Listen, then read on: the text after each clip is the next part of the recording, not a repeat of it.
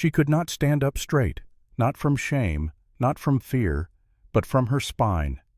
In a courtroom filled with whispers and judgment, Emma Blackwood did something no one expected. She turned her back to the crowd, and what they saw made even the judge whisper, "My God." 37 scars, 9 years of hell, 1 unborn child. This is the story of a woman who couldn't stand straight, but refused to fall. Beat pause, then transition, bow opening chin. It began on a late October afternoon when the sun spilled across Crystal Valley like blood running over stone. She could not stand up straight, not from shame, not from fear, but from her spine. Caleb Stone saw her for the first time on a late October afternoon when the sun spilled across Crystal Valley like blood running over stone. She was kneeling by the creek, hands trembling as she scooped water, but she did not drink. Just let it run through her thin, calloused fingers. He stopped his horse 20 paces back. From horseback he could see the width of her shoulders, broad as any strong man's, could see her hands large and scarred from work no woman should have to do alone. And when she tried to stand, he saw the thing that made his chest tighten. She could not straighten her back. Her spine curved to one side like a tree snapped by storm. Her left shoulder sat 3 inches higher than her right. Her head bowed forward as if carrying something invisible and too heavy to name. "Don't come closer." Her voice came low, hoarse, like someone who had screamed too much and too long. "I have nothing to give you." Caleb looked down at the water. Her reflection appeared there, a giant woman in a tattered black dress, hair long and wild, but not the face of a beggar, the face of someone trying to survive. "I am not asking for anything," Caleb said, his voice calm as it always was. "But my ranch is 2 miles that way. Clean water, food, if you need it." She looked up at him, brown eyes dark and deep, full of things that could not be said. "Why?" she asked. "Look at me. Who would want this in their home?" Caleb looked at her, truly looked, not at her height, not at her curved spine, but at the woman trying not to fall. "I see someone who needs help," he said. "Nothing more, nothing less." And in that moment between sunset light and the sound of running water, Emma Blackwood made the decision that would change both their lives. She nodded, a small nod, but enough. The journey to the ranch took 40 minutes, but felt like hours. Caleb offered Emma his horse, offered to walk beside. She refused at first, pride straightening what her spine could not. But on the 3rd step, her legs gave out. Caleb caught her before she hit the ground. The weight of her surprised him, not because she was heavy, but because she was so light. A woman this tall should carry more flesh. Instead, she felt like dried wood, all bone and sinew. "I am too heavy," Emma said, voice shaking. "I have carried grain sacks heavier than you," Caleb said, settling her weight across his arms. He walked, leading the horse with one hand, carrying her with the other. The sun dropped lower. The air grew cold. Emma did not speak, just stared at the horizon like she expected something terrible to rise from it. "Why are you doing this?" she finally asked.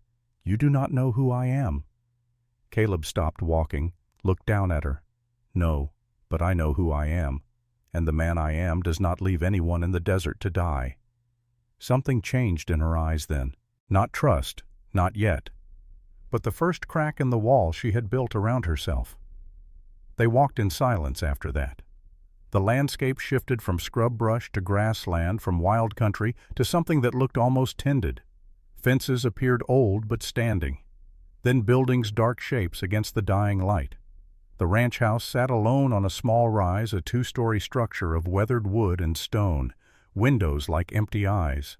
A porch that sagged on one side, but smoke rose from the chimney and lamplight glowed soft through one window. Home, or what passed for home in this lonesome country. Caleb carried Emma up the steps, pushed the door open with his boot. The interior was simple. A main room with a fireplace, a table, chairs, stairs leading up to a 2nd floor. Everything built for function, not beauty, but clean, organized. The space of a man who lived alone but had not given up on living. He set her down on a long bench near the fire. She sat careful, like her body was something fragile she had learned not to trust. "I will get water," Caleb said. "Something to eat. You stay there." He moved through the house with quiet efficiency, pumped water into a basin, heated it over the fire, found bread, cheese, dried meat. Simple food, but good. While the water warmed, he studied her from the corner of his eye. Even sitting, she was tall. Her head nearly reached the height of a standing man. Her frame was large, built for a size that nature had intended, but her body had been broken by something else. Someone else. The scars on her hands were fresh, some healed, some still raw. Her dress was torn in places, stitched back together with rough thread. And her face, now that he could see it clearly in the firelight, was younger than he expected. Not old, just exhausted. "How long have you been out there?" he asked, bringing her the basin of warm water and a cloth. 5 days, Emma said. "Maybe 6. I lost count." 5 days in the desert with no supplies. 5 days that should have killed her. "Where did you come from?" She hesitated, hands gripping the cloth. "Santo Domingo, southeast of here." Caleb knew the place. A small town, maybe 200 people, 40 miles away through hard country. "You walked 40 miles. "I walked," Emma said. "I crawled. I did what I had to do." He set the food on the bench beside her. She looked at it like it might disappear if she reached for it. Then slowly she began to eat. Not fast, but steady. The hunger of someone who had learned to make food last. Caleb sat across from her, giving her space.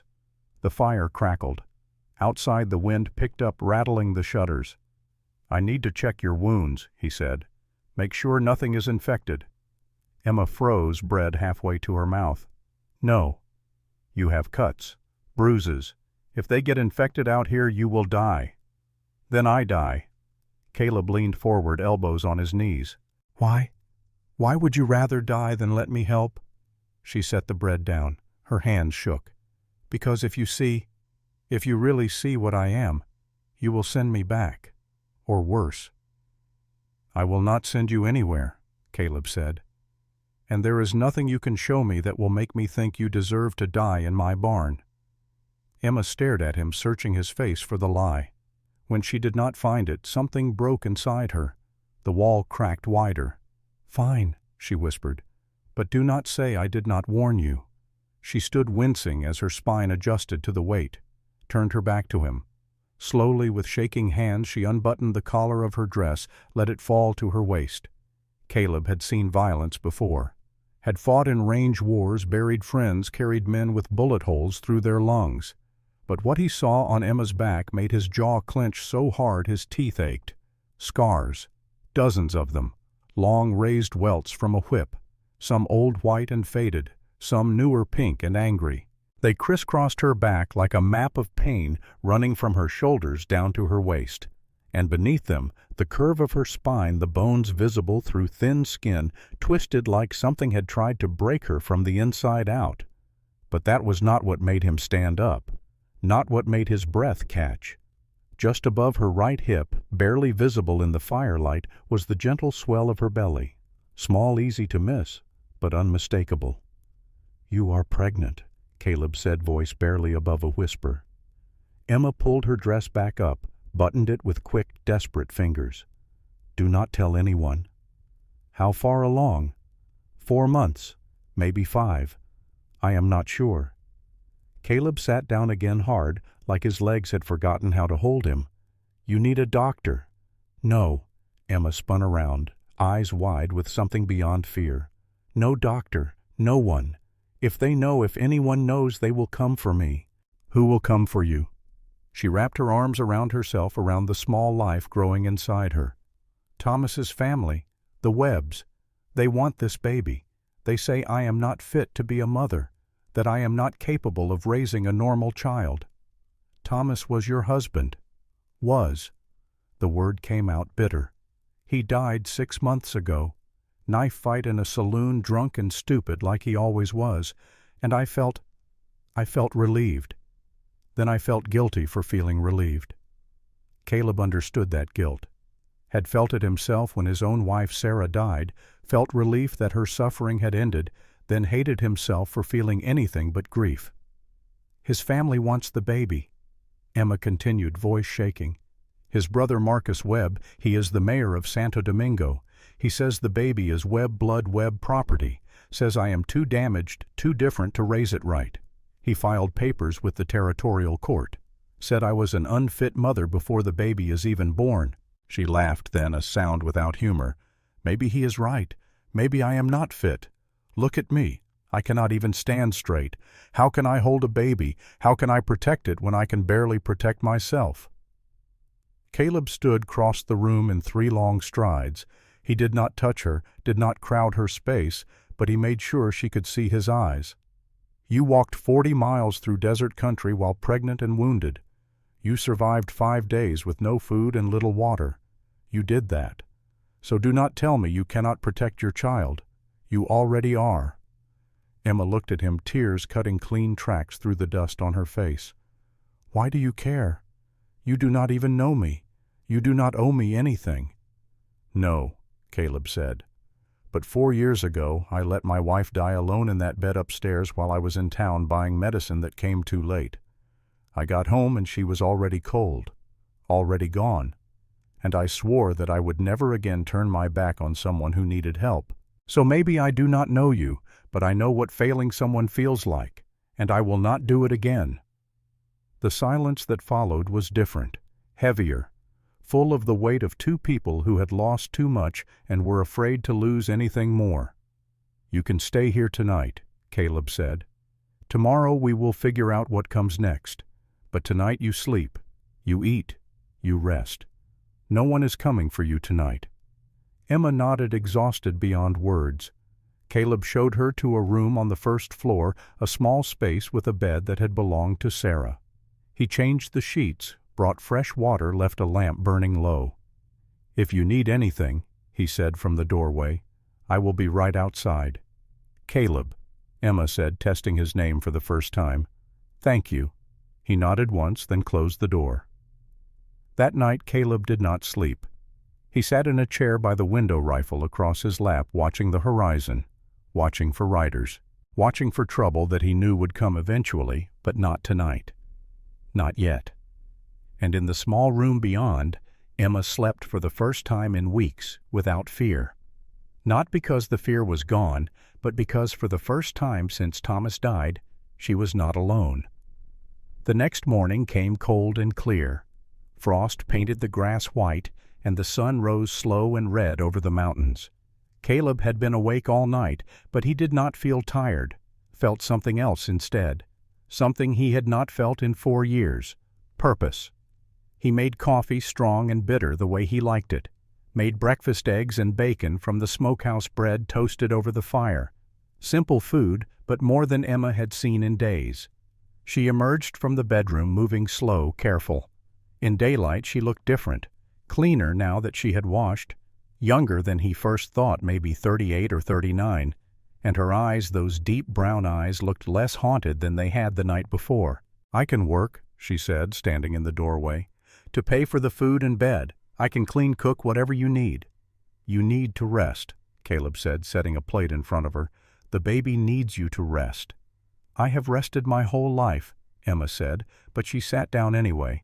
Rested while Thomas worked, rested while he drank, rested while he used his fists and his belt and whatever else was close. "I am done resting." Caleb poured her coffee, set it down gentle. "Resting and hiding are not the same thing. You can rest here. You do not have to hide." She ate in silence, and Caleb let her. Some things did not need words. Some things just needed time. After breakfast he showed her the ranch.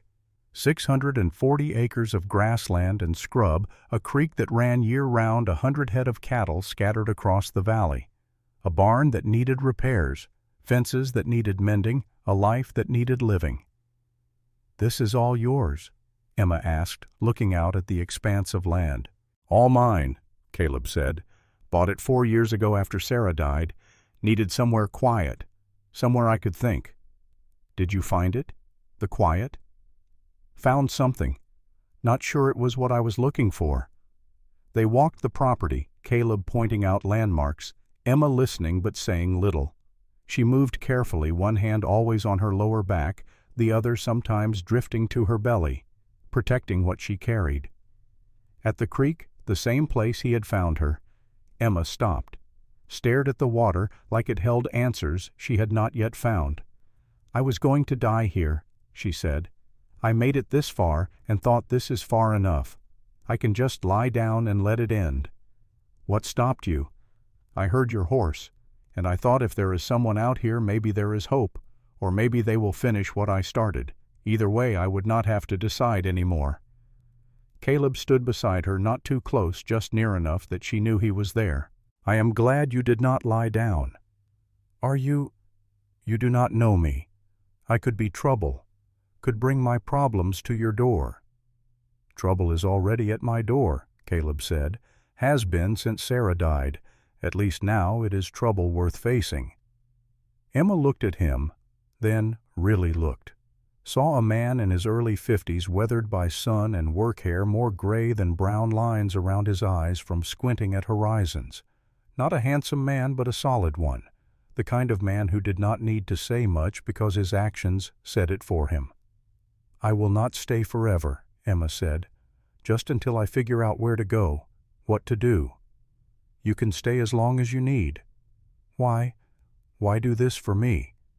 Caleb picked up a stone, tossed it into the creek, watched the ripples spread. "Because someone should have done it a long time ago, and since they did not, I will." The first 2 weeks passed in a rhythm that felt almost normal. Emma slept in the small room, Caleb upstairs. She tried to work, insisted on it, but he kept her tasks light. Cooking, mending, organizing. Things she could do sitting down, things that did not strain her back or risk the baby.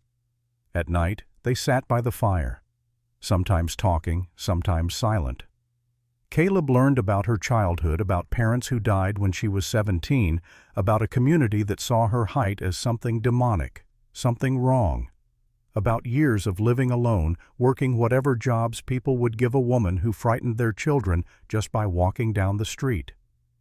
And Emma learned about Caleb, about Sarah, the woman he had loved since he was 23, about their marriage, 14 years of trying for children that never came, about the tuberculosis that took her, slowly eating her from the inside, while Caleb watched and could do nothing but hold her hand and lie about how she would get better.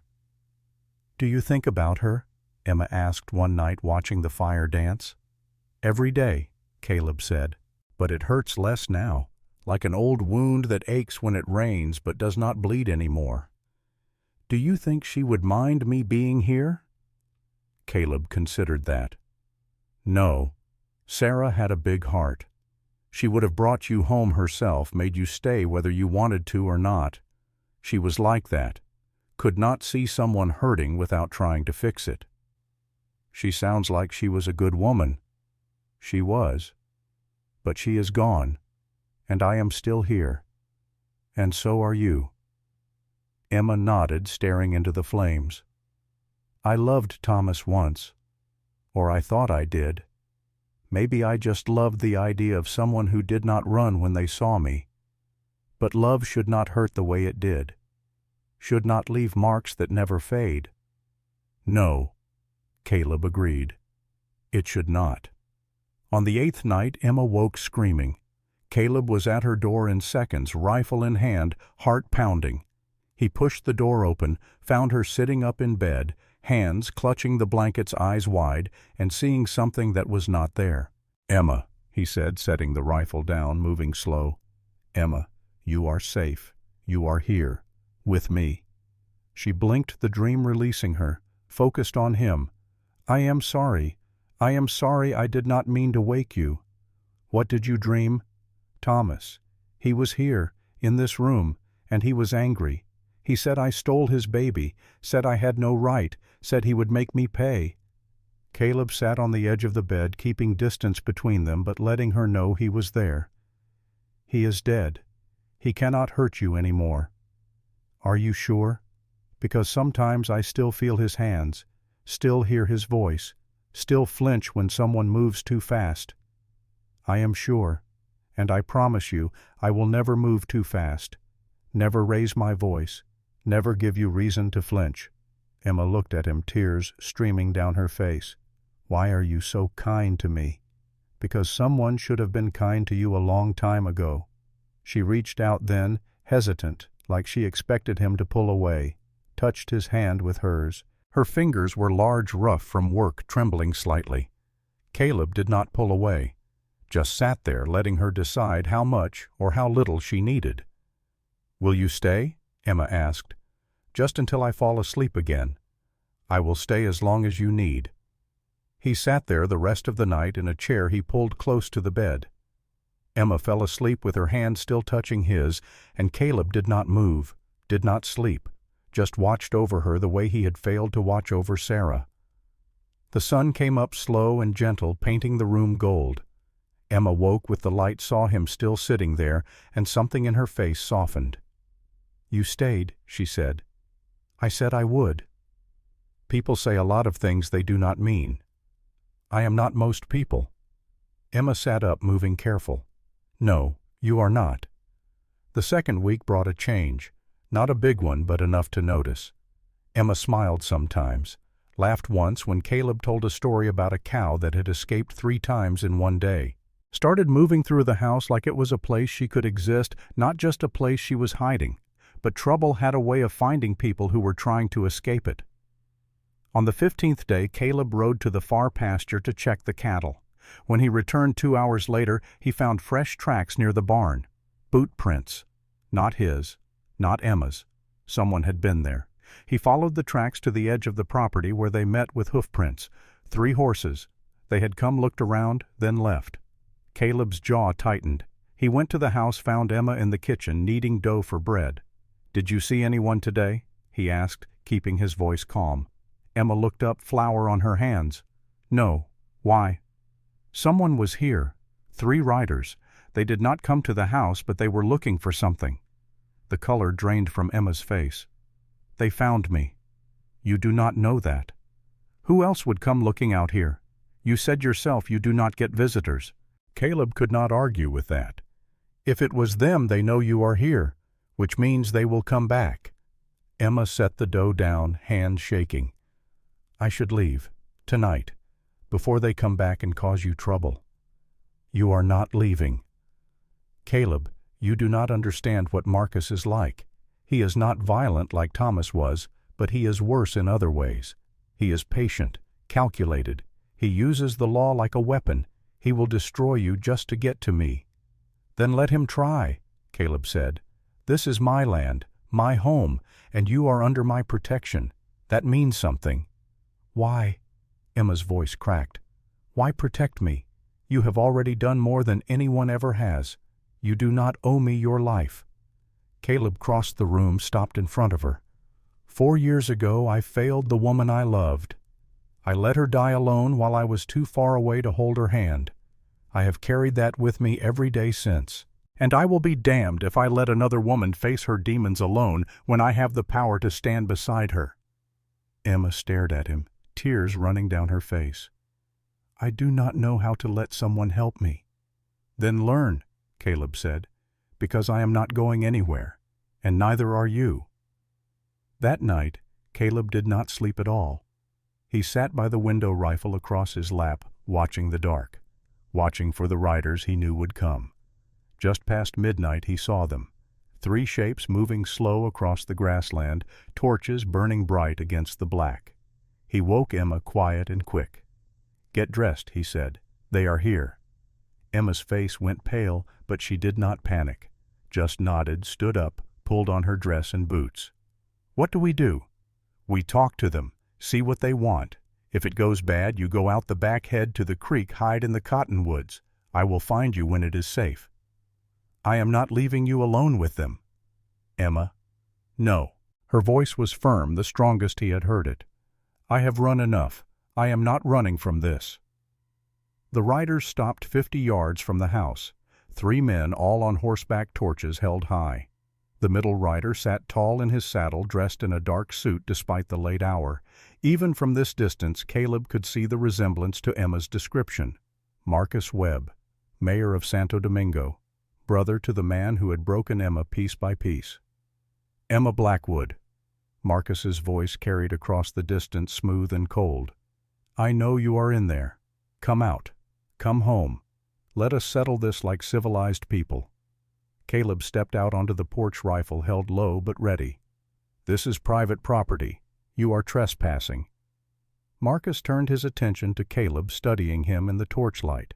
"And you are the man who owns this land, which means you have about 10 seconds to turn around and leave." "I have no quarrel with you, rancher. I am here for my sister-in-law. She is carrying my brother's child. That baby belongs with family."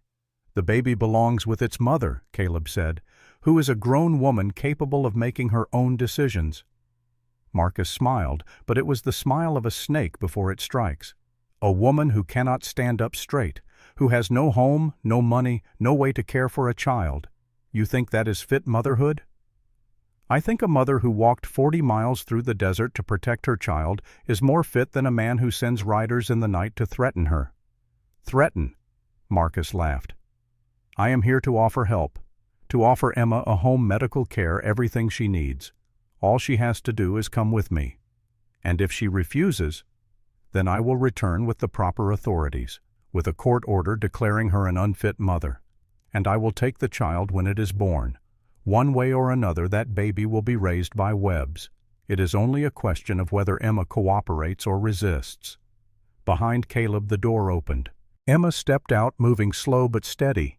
She stood beside him, and even hunched, even curved by the damage to her spine, she stood tall. "I will not go with you, Marcus," she said. "Not now, not ever." Marcus's smile faded. "Emma, be reasonable. Look at yourself. You can barely walk.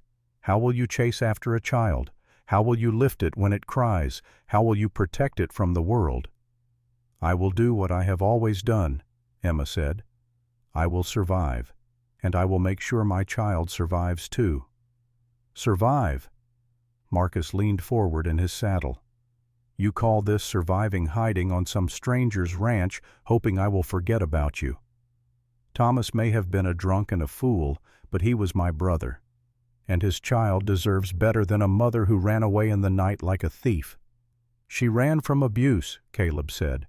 "From a man who beat her, who broke her bones and whipped her back. She is not a thief. She is a survivor."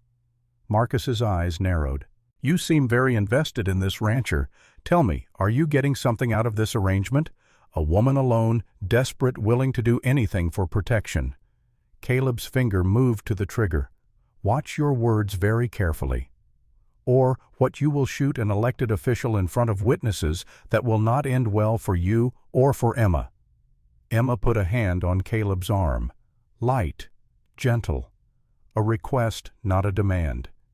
"We do not want trouble," she said. "We just want to be left alone." Marcus straightened in his saddle. "I will give you 3 days. 3 days to come to your senses and return to Santo Domingo voluntarily. If you do not, I will return with the law. And when I do, your friend here will be arrested for harboring a fugitive. Because make no mistake, Emma, you are stealing property that belongs to the Webb family, and theft is a crime." "A baby is not property," Caleb said.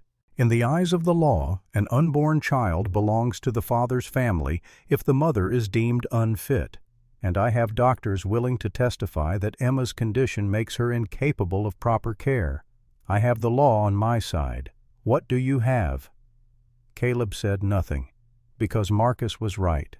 In this territory with these laws, a man like Marcus Webb could do exactly what he said. Marcus smiled again, knowing he had won this round. 3 days, think about it, or face the consequences. He turned his horse and the other 2 riders followed. They rode back into the darkness, torches fading like dying stars. When they were gone, Emma's legs gave out. Caleb caught her, helped her sit on the porch steps. "He is right," she whispered. "He has the law. He has money. He has everything." "He does not have you," Caleb said. "And he does not have me. What can we do? We cannot fight the law." Caleb sat beside her thinking. His mind worked through possibilities, options, ways forward that did not end with Emma losing everything. "We leave tonight," he said. "Head west, Colorado is 2 days' ride. Once we cross the territorial line, Marcus's court order means nothing." "I cannot ride that far," Emma said, hand on her belly. "I am 5 months pregnant. The strain could kill the baby." "Then we stay and fight." "With what? Against what?" Caleb stood, pulled Emma up with him. "I have a friend in Santa Rosa, Sheriff Duncan Cole. Fought with him in the range wars years back. He owes me his life. If anyone can help us navigate the legal side of this, it is him." "Santa Rosa is 60 miles. 2 days on horseback. If we leave at dawn, we can be there before Marcus returns." Emma looked at him, hope and fear warring in her eyes. "Why are you doing this? You could give me up. Save yourself the trouble." "Because 4 years ago I made a choice to live alone and safe. And I have been dying slowly ever since. You did not come here asking for my help, but you got it anyway. And I will be damned if I let Marcus Webb take anything else from you." Emma's hand found his, squeezed it. "Thank you." "Do not thank me yet," Caleb said. "We have a long road ahead." They spent the rest of the night preparing. Caleb packed supplies, food, water, ammunition. Emma gathered what few belongings she had. By the time the sun rose, they were ready.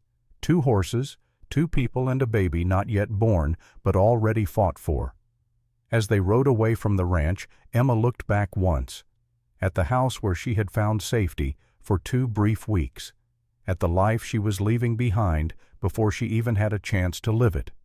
"We will come back," Caleb said, seeing her look. "When this is over, when you are safe, we will come back." "Promise." "I promise." They rode into the sunrise toward Santa Rosa, toward hope, toward a future that was uncertain but no longer alone. Behind them, the ranch stood empty, waiting, like it knew they would return. But that was a story for another day. For now there was only the road, the horses, and 2 people who had found each other in the desert and refused to let go. The journey to Santa Rosa began in silence. Not the comfortable silence of 2 people who understood each other, but the tense quiet of those waiting for the world to catch up and punish them for daring to hope. They rode through country that shifted with every mile. Grassland gave way to rocky hills, hills to canyon country painted in reds and ochres that looked like old blood in the morning light. Caleb kept them off the main trails, following deer paths and dry creek beds routes that would hide their passage from anyone tracking. Emma rode slowly, carefully. Every jolt of the horse made her wince, one hand always pressed to her lower back, the other resting protective over her belly. She did not complain, did not ask to stop, just endured with the same quiet determination she had shown since the moment Caleb found her by the creek. By midday, the sun climbed high and merciless. They stopped in the shade of a rock outcropping, let the horses drink from canteens while they rested.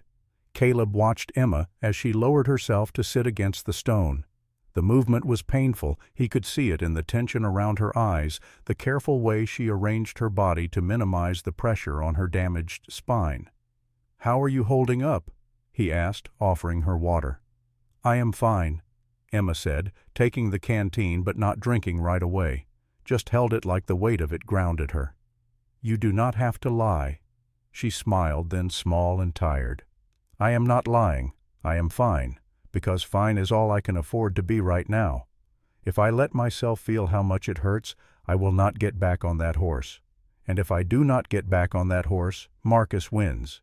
Caleb sat beside her, not too close, respecting the space she needed, but near enough to offer comfort if she wanted it. "You have already survived more than most people could. You do not have to prove anything." "I am not proving anything," Emma said. "I am protecting my child. That is different." "Tell me about Thomas," Caleb said. "If you can, if it helps to talk." Emma drank, then long and slow, like she was buying time to decide how much truth to share. When she lowered the canteen, her eyes were distant, looking at something years away. "I met him when I was 26, she said. "I had been alone for 9 years by then. My parents were dead. The town I grew up in made it clear I was not welcome. So I wandered, took work where I could find it, washing, cooking, anything that let me keep moving." She paused, fingers tracing patterns in the dust. "Thomas was working a ranch outside Taos. Big man, 6'4", strong like an ox. Most men looked at me and saw a freak.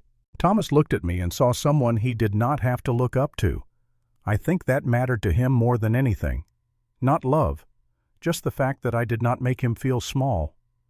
How long were you married? 13 years. The first 3 were almost good. He drank, but not bad. Got angry sometimes, but never at me. We worked the ranch together, built a life. I thought maybe I had found a place I could belong. Caleb heard the past tense, the way her voice changed when she talked about those early years, like remembering something beautiful that had died. When did it change? When I could not give him children, Emma said. We tried for 3 years. Nothing. The 4th year I got pregnant. We were so happy. Thomas stopped drinking, started building a crib, talked about names. Her hand moved to her belly, unconscious and protective. I was 4 months along when he came home drunk. I do not even remember what set him off. Something about dinner being cold, something stupid. He pushed me. I fell down the stairs. Caleb felt his jaw-tightened hands curling into fists without meaning to. I lost the baby. Emma continued, voice flat, like she had told this story so many times it no longer hurt, or hurt so much she had learned to feel nothing. And I broke my spine. Not completely, just enough that it healed wrong, enough that I could still walk, still work, but never stand straight again. Did you see a doctor? Emma laughed, bitter and sharp. Thomas would not let me. Said it was my fault for being clumsy. Said a doctor would just confirm I was too weak to carry a child. So I healed alone, in pain, crooked. She looked at Caleb, then meeting his eyes. After that, Thomas changed. He started drinking heavier, started blaming me for everything, for not giving him a son, for being too tall, for making him look like less of a man. And when words did not make him feel better, he used his fists, then his belt, then whatever was close. For how long? 9 years. From the time I lost the baby until the day he died 6 months ago. 9 years. Caleb tried to imagine enduring that for 9 years and could not fathom the strength it took to wake up every morning knowing what waited, could not understand how she had survived without breaking completely. How did he die? Caleb asked. Knife fight in a saloon. Some drifter called him a coward for hitting women. Thomas pulled a knife. The drifter pulled a bigger one. Emma smiled, no humor in it. The sheriff called it self-defense. Buried Thomas 2 days later. I did not cry. I felt guilty about not crying, but I could not make myself feel sad that he was gone. You should not feel guilty for that. I know, but I did anyway, because even after everything he was my husband, the father of the child I lost, the only person who had chosen me when everyone else walked away. Caleb understood that too. The complicated grief of losing someone who hurt you. The way love and hate could tangle together until you could not tell them apart. And then you found out you were pregnant, he said. Emma nodded. 2 months after he died. I thought maybe it was a sign, a second chance, a way to redeem all those years of suffering. But then Marcus started coming around, started talking about family obligation, about how a web child should be raised by webs, how I was not capable of proper motherhood. Did you tell him what Thomas did to you? I tried. He said I was lying, said Thomas told him I was clumsy and prone to falls, that my spine injury was my own fault. Her voice hardened. He said even if Thomas had hit me, I probably deserved it for being difficult.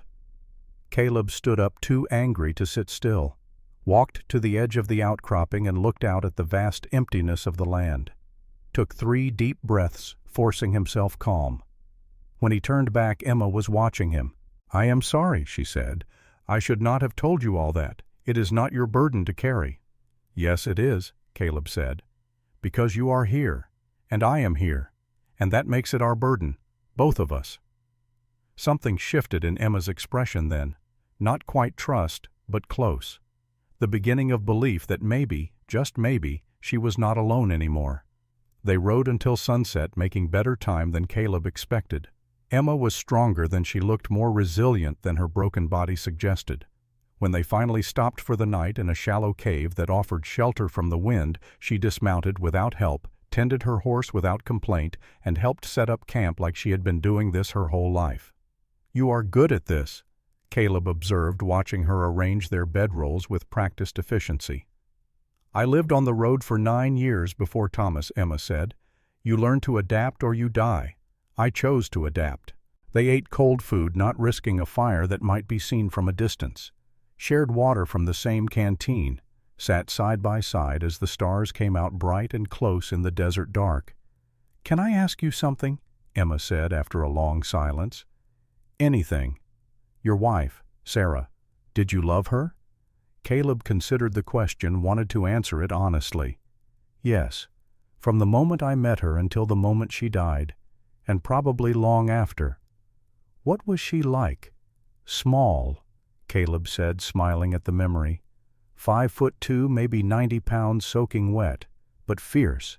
She did not back down from anything or anyone, could outwork most men I knew, could outsmart all of them." He picked up a stone, turned it over in his hands. "We met when I was 23. I was working a ranch in Kansas. She was the daughter of the owner. Her father did not approve of me, said I was too rough, too poor, too common for his daughter. Sarah did not care, married me anyway. We ran west together, bought land, built a life." "Sounds like she was brave." "Braver than me," Caleb said. "When she got sick, when the tuberculosis started eating her lungs, she never complained, never asked why, just fought as hard as she could for as long as she could. And when she knew she was losing, she made me promise not to waste my life grieving." "Did you keep that promise?" Caleb was quiet for a long time. "No. I broke it every day for 4 years, until 2 weeks ago." "What happened 2 weeks ago?" He looked at her, then really looked, at this woman who was too tall and too broken and too brave for the world that had tried to destroy her. "I found you," he said simply. Emma's breath caught. She did not say anything, just reached out and took his hand. Her fingers were rough, scarred, too large by the standards of the world they lived in, but to Caleb they felt exactly right. They sat like that for a long time, hands joined, watching the stars wheel overhead. And for the first time since Sarah died, Caleb felt something other than grief. He felt alive. The second day brought harder country. They climbed into the foothills of the mountains, following narrow trails that twisted between boulders and dropped off into canyons that seemed to have no bottom. The horses picked their way carefully, sensing the danger. Emma was struggling. Caleb could see it in the way she held herself, the tension in her shoulders, the careful breaths she took whenever the trail grew steep. But she did not complain, did not ask to stop, just kept going with grim determination. By late afternoon they heard something that made them both freeze. Hoofbeats. Behind them, closing fast. Caleb urged his horse forward, pulled up beside Emma. "Right ahead, around that bend. There is a cave, you can hide there." "What about you?" "I will slow them down, give you time." "Caleb, no, we stay together." "Emma, please. If they catch us both, they win. If you get away, you still have a chance." She looked at him, eyes bright with fear and something else, something that looked like she was about to argue, but the hoofbeats were getting closer. "Go," Caleb said. "I will find you." Emma nodded once, sharp and quick, then kicked her horse into a trot, disappearing around the bend. Caleb dismounted, pulled his rifle, and took position behind a boulder. From here he had a clear view of the trail, could see anyone coming long before they saw him. 3 riders appeared, moving fast. He recognized the lead horse. It belonged to one of the men who had come with Marcus Webb 3 nights ago. They spotted Caleb's horse, slowed. The lead rider raised a hand, called out, "Easy there, friend.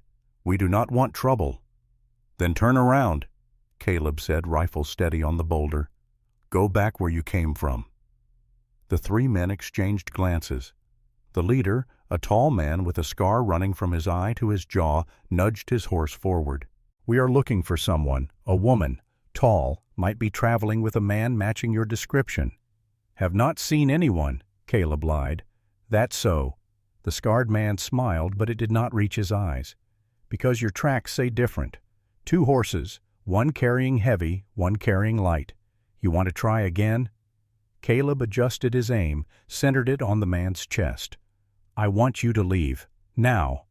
The scarred man's smile faded. "Marcus Webb sent us. Said to bring Emma back. Said if you interfered we had permission to handle you however we saw fit." "Marcus Webb does not own this mountain," Caleb said. "And he does not own that woman." "Maybe not. But he owns the law. And the law says that baby belongs with family." "The baby belongs with its mother." The scarred man sighed like he was disappointed but not surprised. "We can do this easy, old man. Just tell us where she is. We will take her back peaceful.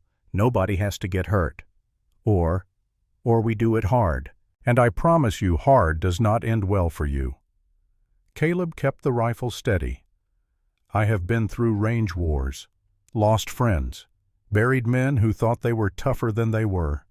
You want to add yourselves to that list, step forward. Otherwise, turn around and tell Marcus Webb that Emma Blackwood is under my protection.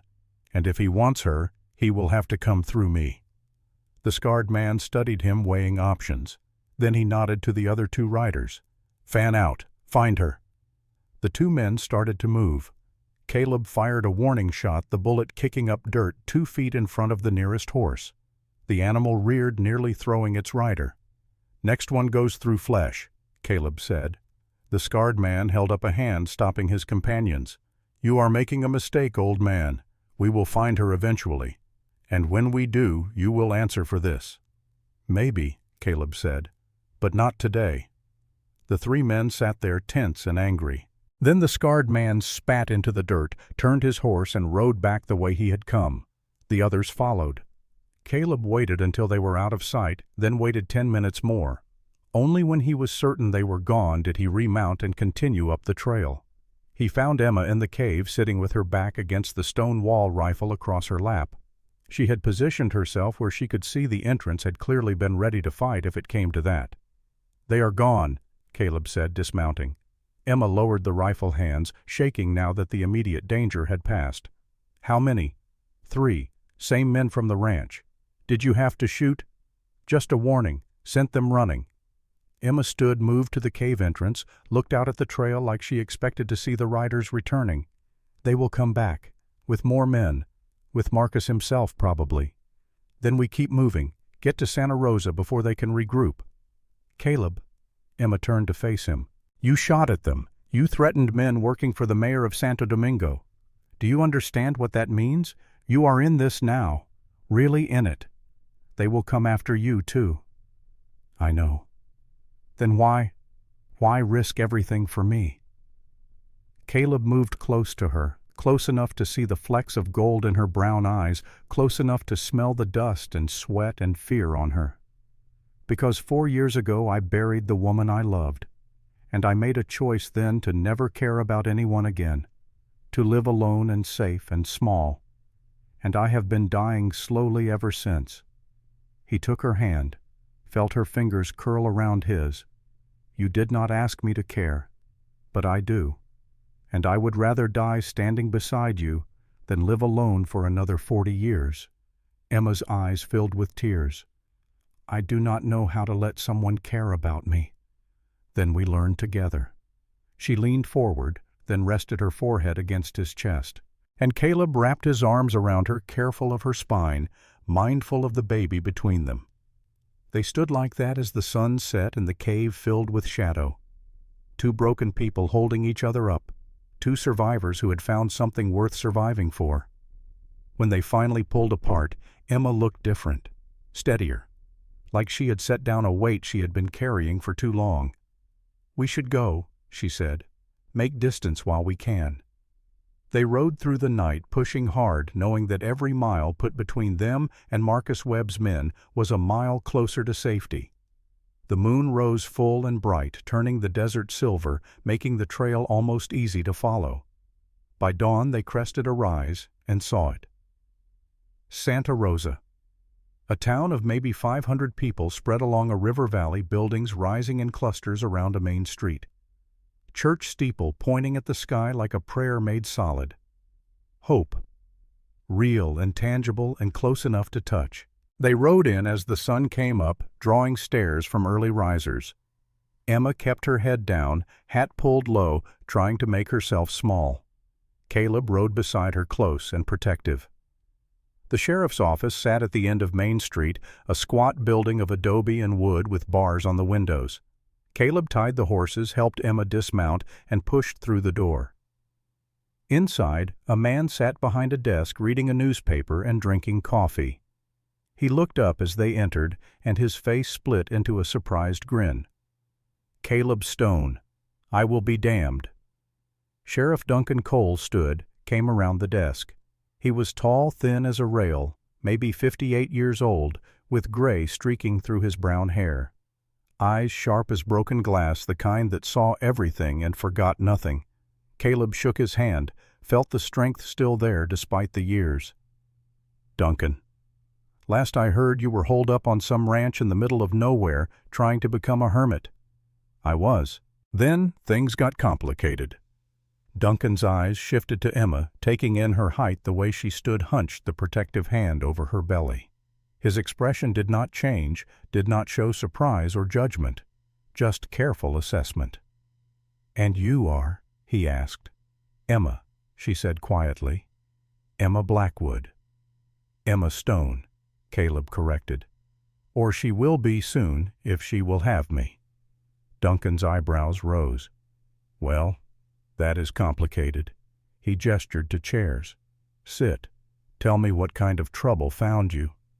They sat. Caleb let Emma tell most of it, adding details when she hesitated. Duncan listened without interrupting, face growing grimmer with each revelation. When Emma finished, Duncan leaned back in his chair, fingers steepled under his chin. Marcus Webb, he said finally. I know him. Met him once at a territorial meeting. Smooth talker, the kind of man who uses law like a club and calls it justice. Can you help us? Caleb asked. Duncan was quiet for a long moment. Legally, it is complicated. Marcus has paperwork from a judge in Santo Domingo, a declaration that Emma is an unfit mother based on her physical condition and lack of resources.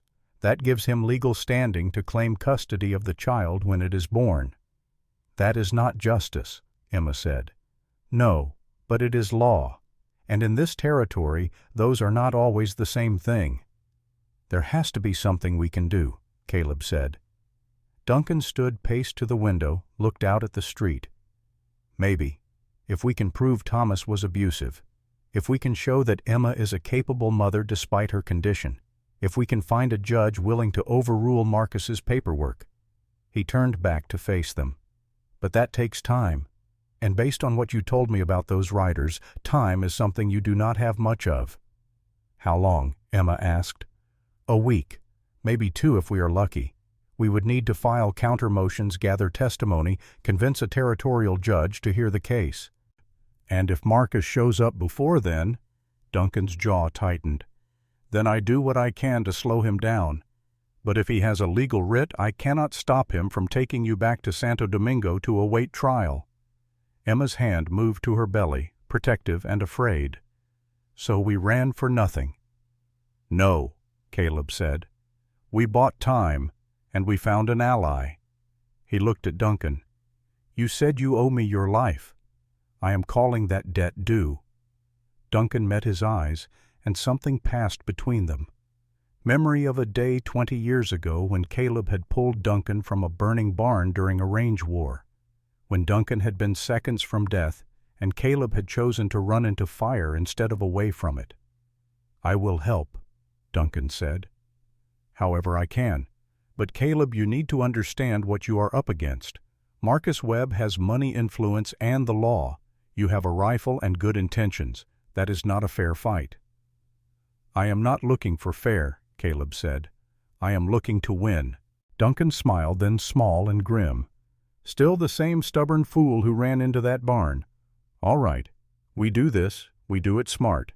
First thing, we get you two somewhere safe. Somewhere Marcus cannot find you while we work the legal angle. Where? Emma asked. My house. It is on the edge of town, private. My wife passed last year, so it is just me now. Plenty of room. Caleb stood, offered his hand. "Thank you, Duncan." Duncan shook it. "Thank me when this is over, and Emma still has her baby. Until then, we have work to do." They spent that day at Duncan's house, a small but well-kept place with high ceilings and wide doors. Duncan brought a doctor to examine Emma, introducing her as Dr. Margaret Hayes, a woman who had delivered half the babies in Santa Rosa. "Dr. Hayes is the best we have," Duncan said. "If anyone can help, it's her." Dr. Hayes was in her 60s, gray-haired and no-nonsense. She examined Emma with practiced efficiency, asking questions that Emma answered quietly, honestly. When she finished, Dr. Hayes sat back, wiping her hands on a clean cloth. "The baby is healthy," she said. "Strong heartbeat, good size for 5 months. But you are not healthy, Emma. Your spine is badly damaged, your body is under tremendous stress, and the journey you just took could have killed you both." "But it did not," Emma said. "No, but you cannot push your luck forever. You need rest, proper food, no more running." "What if I do not have a choice?" Dr. Hayes looked at her with something like sympathy. "Then you do what you have to do. But understand that every day you spend in danger, every moment of stress and fear, it affects the baby. You want this child to survive? You need to survive first." After the doctor left, Emma sat in the spare bedroom Duncan had given her, staring out the window at the street beyond. Caleb found her there an hour later. "What did Dr. Hayes say?" he asked. "That I am killing myself and my baby by running, that I should rest." "Then rest." Emma laughed, bitter and tired. "Rest while Marcus comes for me, while he uses the law to steal my child. How am I supposed to rest knowing that—" Caleb sat beside her on the bed. "By trusting that you are not alone anymore, by letting Duncan and me handle this while you focus on staying healthy." "I do not know how to trust," Emma said. "Every time I have trusted someone, they have hurt me. I am not Thomas, and I am not Marcus." "I know, but knowing and believing are different things." Caleb took her hand, held it gentle. "Then let me prove it to you, every day, until you believe." That night, Emma woke screaming again. Caleb was sleeping in the next room, came running, found her sitting up, tears streaming, hands clutching the blankets. "He was here," she gasped. "Thomas, he was standing right there, watching me sleep." Caleb sat on the edge of the bed, did not touch her, but made sure she could see him. "He is dead, Emma. He cannot hurt you." "Then why can I still feel his hands? Why does my back still hurt where he hit me? Why am I still afraid?" "Because trauma does not die when the person who caused it dies. It lives in your body, in your memory, in the places they hurt you." He moved a little closer. "But it does not get to control your future. You do." Emma looked at him, eyes red and swollen. "I am so tired of being afraid." "Then let me be afraid for you, just for tonight. You sleep. I will watch. You need rest too. I will rest when you are safe. Until then, I watch." Emma lay back down, pulled the blanket up. "Will you stay, like you did at the ranch? As long as you need me to?" Caleb pulled a chair close, sat where she could see him. Emma's eyes closed, breathing slowed, but her hand reached out, found his, held on like he was an anchor in rough water. And Caleb sat there all night, hand in hers, watching over her the way he had promised, the way he would keep promising until she believed him. The next 3 days passed in a strange rhythm. Duncan worked the legal angles, filing motions, talking to judges, building a case. Dr. Hayes visited daily, monitoring Emma's health, making sure the baby stayed strong. And Caleb stayed close, not hovering, not smothering, just present. He was there when Emma woke from nightmares. There when she needed help standing after sitting too long. There when she just needed someone to sit quietly beside her. Slowly, carefully, Emma began to soften, began to let him in, not all at once but in small moments, like when she let him help her with her boots without flinching, or when she laughed at a story he told about a stubborn cow, or when she reached for his hand without thinking just because it felt natural. On the fourth day, Duncan brought news. I found a judge willing to hear the case. Territorial Judge Samuel Brennan. He is old, traditional, but fair.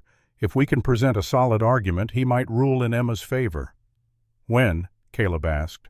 3 days from now. He is riding circuit, will be here Monday. And Marcus? Duncan's face darkened. My deputies spotted riders asking questions at the edge of town. Could be Marcus's men. Could be coincidence. Either way, we are running out of time. That night, Emma could not sleep. She sat in the kitchen drinking tea, staring at nothing. Caleb found her there past midnight. Talk to me, he said, sitting across from her. What if we lose? Emma asked. What if the judge sides with Marcus? What if I have to watch them take my baby away? Then we run, take the baby and disappear somewhere Marcus can never find us. We would be fugitives.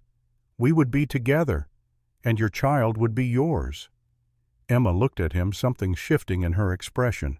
You would do that? Give up everything for a woman you barely know and a baby that is not yours. That baby might not be mine by blood, Caleb said, but if you will have me, if you will let me stand beside you, then it will be mine in every way that matters, and I will protect it with my life. Why? Why do all this? Caleb was quiet for a long moment, choosing his words carefully. When Sarah died, I thought I died with her. Thought the best part of my life was over.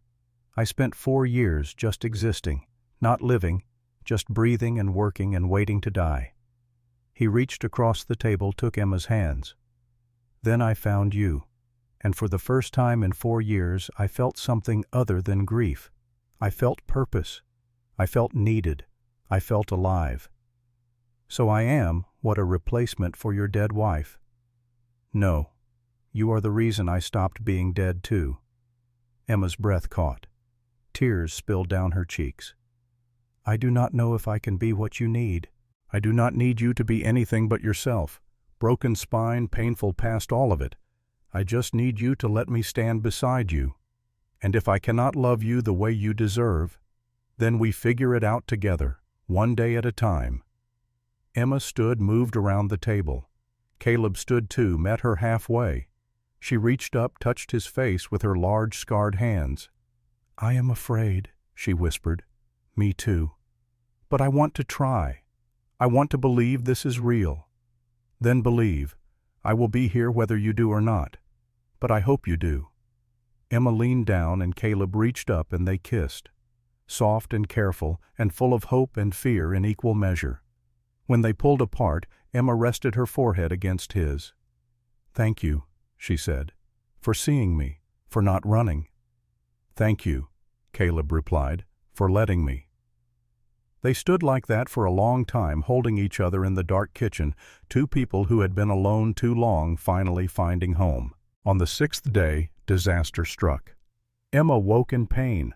Not the usual ache of her spine, but something different, something deeper.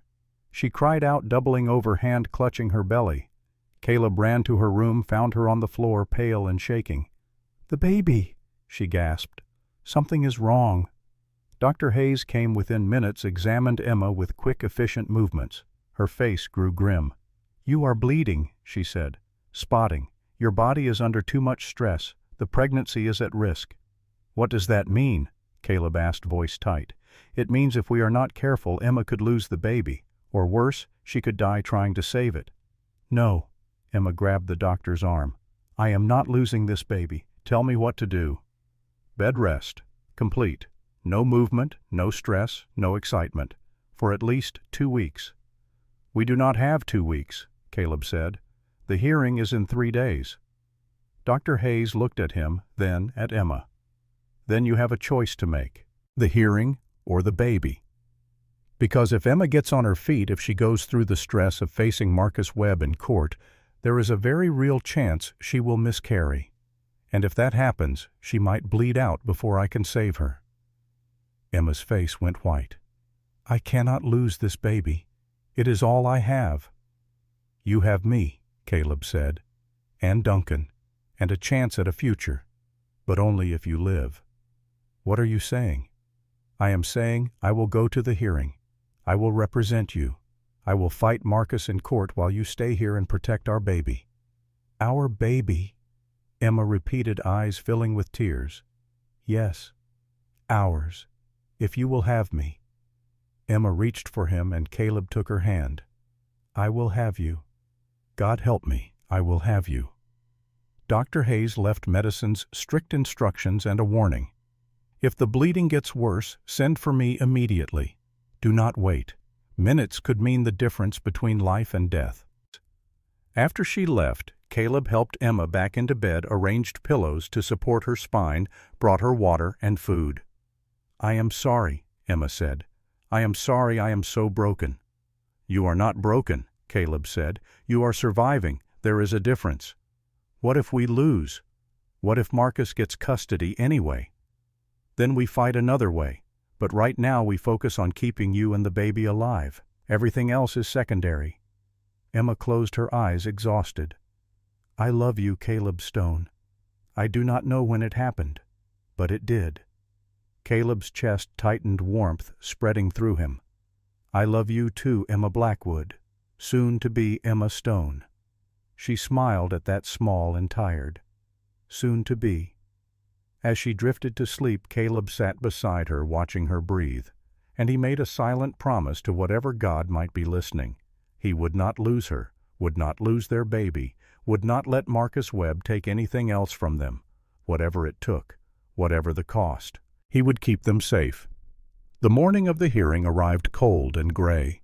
Clouds hung low over Santa Rosa, heavy with the promise of rain that never seemed to fall. Caleb dressed in his only good suit, the one he had worn to Sarah's funeral 4 years ago.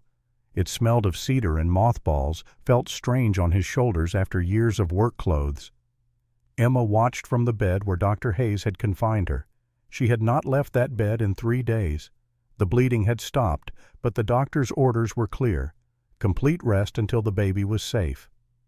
You look handsome, Emma said, trying to smile. Caleb adjusted his tie fingers, clumsy with the unfamiliar fabric. I look like a cow in church clothes. A very handsome cow. He crossed to the bed, sat carefully on the edge. I wish you could be there. So do I. But our baby needs me here more than the courtroom does. She took his hand, pressed it to her belly. Fight for us, Caleb. Fight hard. I will not lose, he promised. Marcus Webb has the law, but we have the truth, and truth has to count for something. Duncan appeared in the doorway, hat in hand. Time to go. Judge Brennan does not like to be kept waiting. Caleb stood, but Emma held his hand a moment longer. Whatever happens, know that you gave me something I never thought I would have.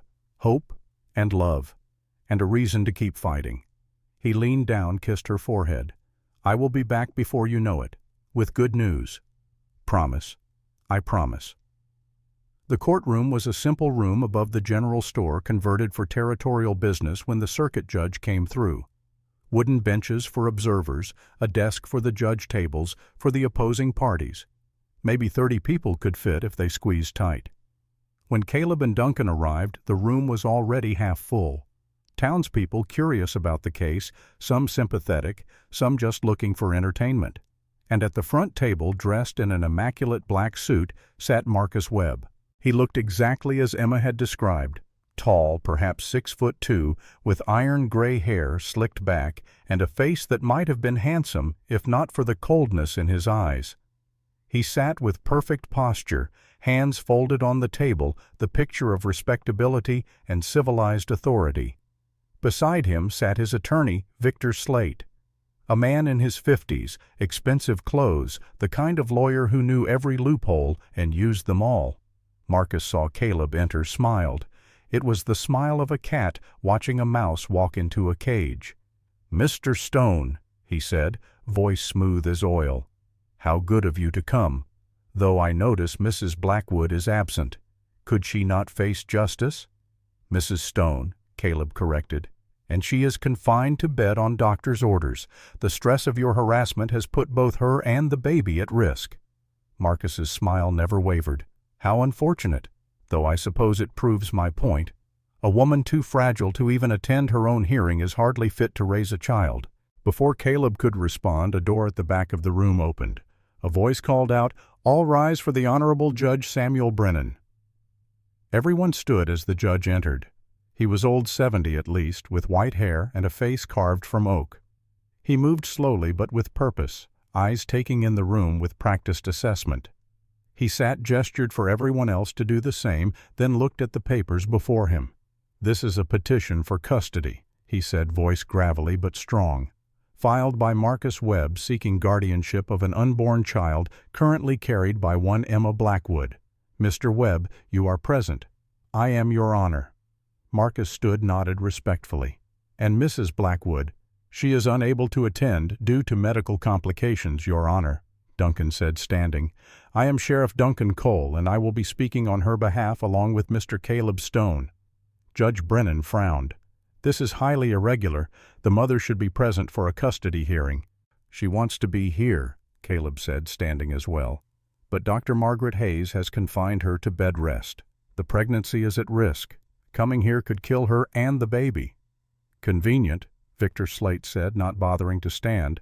"A woman seeks to avoid accountability by claiming illness." "I have Dr. Hayes's written testimony," Duncan said, producing papers. "She confirms that Mrs. Stone is in genuine medical danger." Judge Brennan took the papers, read them slowly. His frown deepened. "Very well. We proceed without the respondent. Mr. Slate, present your case." Victor Slate stood, buttoned his jacket, and addressed the judge with the easy confidence of someone who had never lost an argument that mattered. "Your Honor, this case is straightforward. Emma Blackwood is physically incapable of providing proper care for a child. She suffers from severe spinal deformity that prevents her from standing upright, from carrying weight, from performing the basic physical tasks required of motherhood. She has no income, no property, no means of support. She is by any reasonable measure an unfit mother." "She is a survivor," Caleb interrupted. Judge Brennan raised a hand. "Mr. Stone, you will have your turn." Mr. Slate, continue." Slate nodded. "Furthermore, the child in question is the biological offspring of Thomas Webb, deceased brother of my client. The Webb family has resources, stability, and the ability to provide a proper upbringing. My client seeks only to ensure that his brother's child is raised in circumstances befitting the Webb name." "The Webb name," Caleb said, unable to stay quiet, "that includes 9 years of beatings, of whippings, of breaking a woman's spine and leaving her to heal crooked because proper medical care might reveal the abuse." "Mr. Stone," Judge Brennan's voice cracked like a whip, "you will be silent, or I will have you removed from this courtroom." Caleb sat jaw clenched so tight his teeth ached. Slate continued as if nothing had happened. "My client has obtained statements from multiple witnesses in Santo Domingo attesting to Emma Blackwood's erratic behavior, her inability to maintain employment, her general unsuitability for motherhood. We have medical documentation of her physical limitations, and we have the law on our side." He produced a sheaf of papers, handed them to the judge. Territorial code clearly states that in cases where a mother is deemed unfit, custody may be granted to the father's family. Thomas Webb is deceased, but his brother Marcus is willing and able to assume guardianship. Judge Brennan reviewed the papers, expression unreadable. When he finished, he looked at Duncan and Caleb. "Response." Duncan stood. "Your Honor, with respect, Mr. Slate's case rests on the assumption that physical disability equals unfitness. By that logic, no person with any physical limitation could ever be a parent. Emma Stone has survived circumstances that would have killed most people. She walked 40 miles through desert while 5 months pregnant. She has fought for her child every single day since she learned of its existence." "Fought by running away," Slate interjected. "Fought by escaping abuse." Duncan's voice rose. "Your Honor, Emma Stone bears the scars of 9 years of systematic violence inflicted by Thomas Webb. Scars that tell a story Mr. Slate does not want this court to hear." "Alleged scars," Slate said smoothly, "from alleged abuse. We have only Mrs. Blackwood's word that Thomas Webb was anything but a loving husband, driven to frustration by a difficult wife. Caleb stood, could not help himself. I have seen those scars. I have counted them. 37 lash marks across her back. 4 places where her ribs were broken and healed wrong. A spine twisted from being pushed downstairs while pregnant. That is not allegation. That is evidence. Hearsay, Slate said. You are not a doctor. Your observations are meaningless. Then let Dr. Hayes testify, Duncan said. She has examined Emma. She can confirm the extent of the injuries. The good doctor has already submitted written testimony, Judge Brennan said, and while her medical findings are noted, they do not address the central question. Can Emma Blackwood provide adequate care for a child given her physical limitations? Yes, Caleb said simply. She can and she will. Based on what? Slate asked. She has no home, no income, no support system. Mr. Stone has known her for 3 weeks? And in that time she has already required medical intervention to save the pregnancy. Is that stability? She required medical intervention because your client harassed her, Caleb said, sent men to threaten her, forced her to flee through dangerous country while pregnant.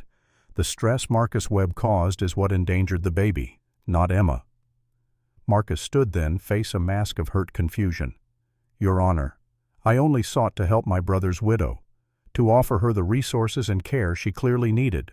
If she chose to interpret my concern as harassment, that speaks to her mental state, not my intentions. Caleb started forward, but Duncan caught his arm. Judge Brennan looked at Marcus, then at Caleb, weighing. Mr. Webb, did you send men to Mr. Stone's ranch? I went myself. Your Honor, with 2 associates. I wanted to speak with Emma to make sure she was safe. I found her hiding with a man I did not know. Naturally, I was concerned. And the riders who pursued them to the mountains? Marcus hesitated just a fraction of a second.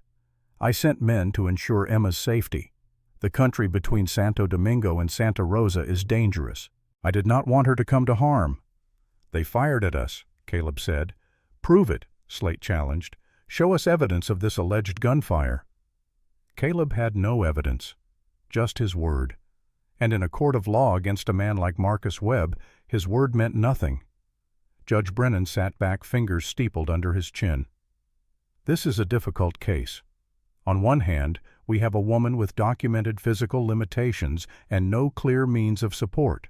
On the other, we have a family willing and able to provide stability. The law is clear in such cases. Unless there is compelling evidence that the mother can provide adequate care, custody defaults to the father's family. Your Honor.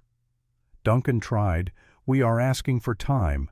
Time to demonstrate that Emma can provide a stable home. Mr. Stone has proposed marriage. They will have his ranch, his income, a proper home. A marriage of convenience, Slate said, entered into purely to circumvent the law. That is not stability, that is desperation. It is love, Caleb said, voice rough. I love her, and I will raise that child as my own, not because I have to, but because I want to. The room went quiet. Marcus's expression darkened for just a moment before the mask of concern returned. Judge Brennan studied Caleb with eyes that had seen too many lies to be fooled easily. Mr. Stone, you met this woman less than a month ago. You ask this court to believe you are willing to upend your entire life for her. I already have, Caleb said. The moment I found her by that creek, the moment I chose to help instead of walk away, my life changed. And I would make that choice again every single day. Pretty words, Slate said. But words do not feed a baby. Words do not provide medical care. Words do not change the fact that Emma Blackwood is fundamentally unfit. She is not, Caleb said, and I can prove it. How? Judge Brennan asked. Caleb had not planned this, had not even thought it through. But standing there watching Marcus Webb's smug certainty, watching Victor Slate's casual dismissal of Emma's worth, something broke open inside him. Let Emma testify, he said. Bring her here. Let this court see her, hear her.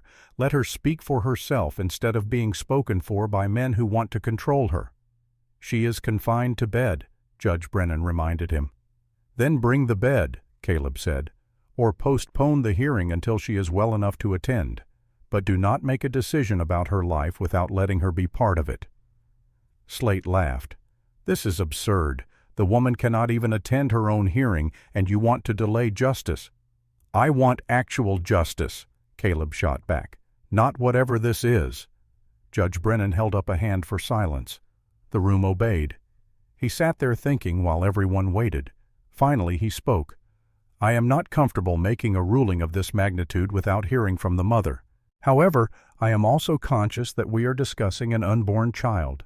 Delays could result in the child being born before custody is determined, which creates additional complications." He looked at Duncan. "How long until Mrs. Stone can safely travel?" Duncan glanced at Caleb. "Dr. Hayes said 2 weeks minimum." "That brings us dangerously close to the birth itself," Judge Brennan said. "No, I will not wait that long, but I will do this. We will adjourn for 3 days.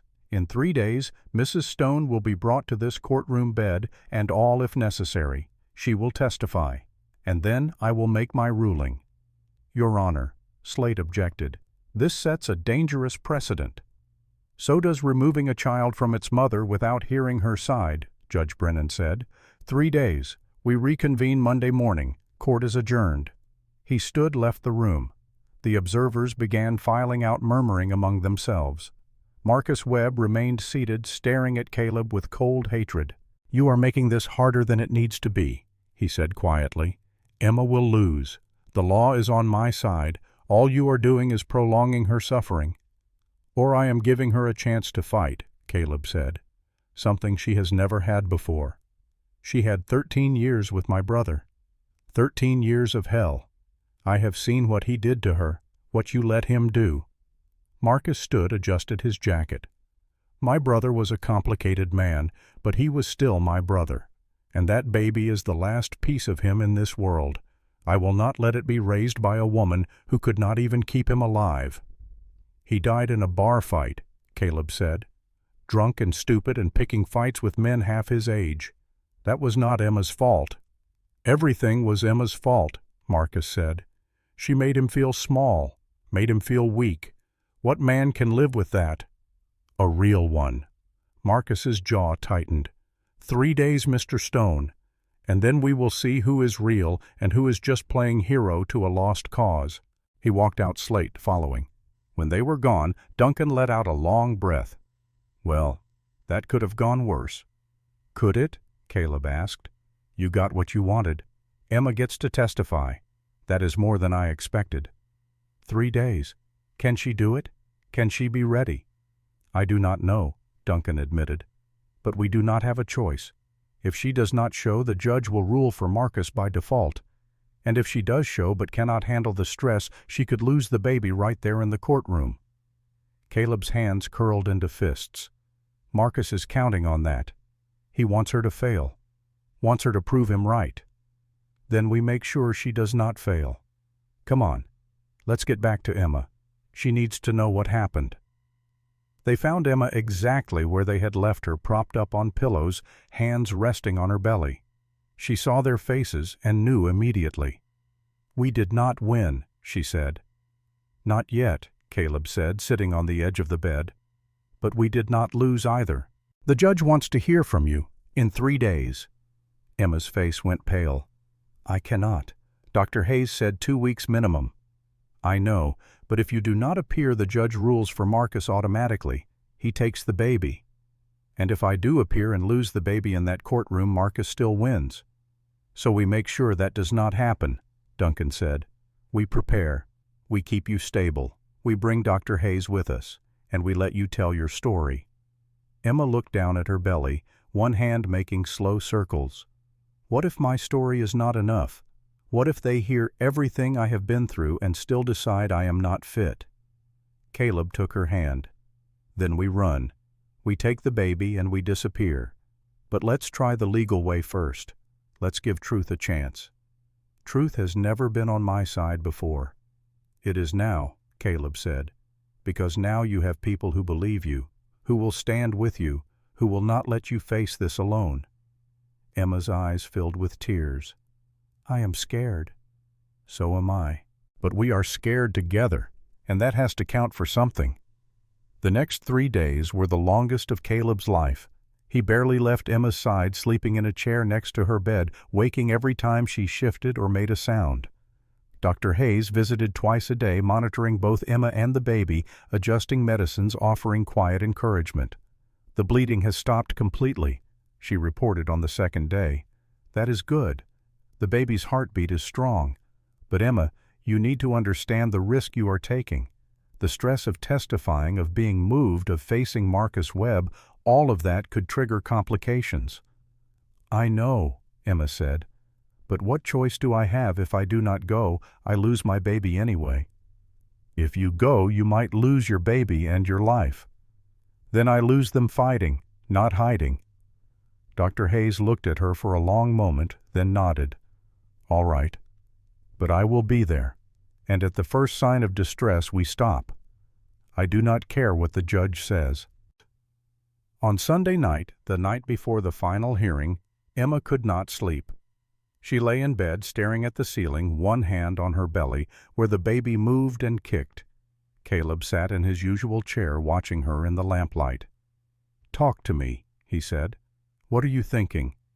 "I am thinking about all the times I should have fought back," Emma said. "All the times Thomas hit me and I just took it. All the times he said cruel things and I believed him. All the years I wasted thinking I deserved it. You did not deserve any of it. I know that now, but I did not know it then. And tomorrow I have to stand in front of a room full of people and convince them that despite everything, despite all my failures and mistakes, I am still worthy of being a mother." "You are not going to convince them of anything," Caleb said. "You are just going to tell the truth. And the truth is that you are the strongest person I have ever met. You survived things that would have broken anyone else. You protected your baby when everyone else wanted to take it away. You walked through hell and came out the other side still fighting. That is worth. That is more than worth." Emma turned to look at him. "What if the truth is not enough?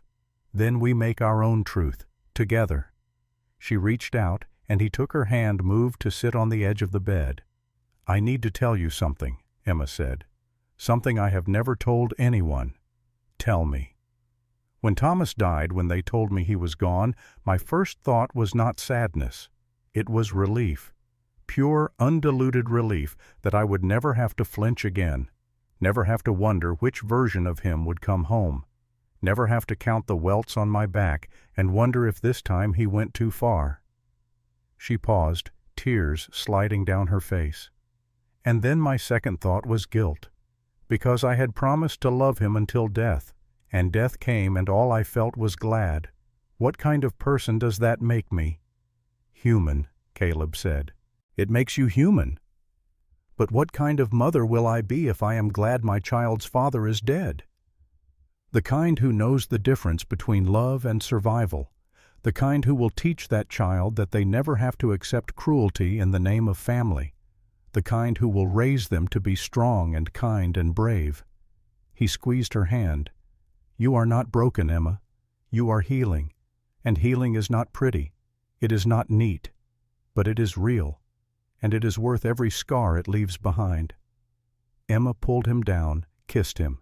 Not soft or careful, but desperate and real, and full of everything she could not say. When they broke apart, she rested her forehead against his. "I love you, Caleb Stone. And tomorrow I am going to fight like hell to build a life with you." "We both are," he promised. Monday morning came too soon, and not soon enough. Dr. Hayes arrived at dawn with a wagon and 4 strong men to carry Emma's bed. They moved her carefully, slowly, keeping her as level as possible. The journey to the courtroom was only 3 blocks, but felt like 3 miles. By the time they got her situated in the courtroom, Emma was pale and breathing hard. Dr. Hayes checked her pulse, listened to the baby's heartbeat through a wooden tube, then nodded. "She is stable, but this cannot last long." The room filled quickly.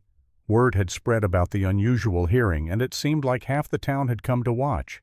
They whispered and pointed at Emma in her bed, some with sympathy, some with curiosity, some with judgment.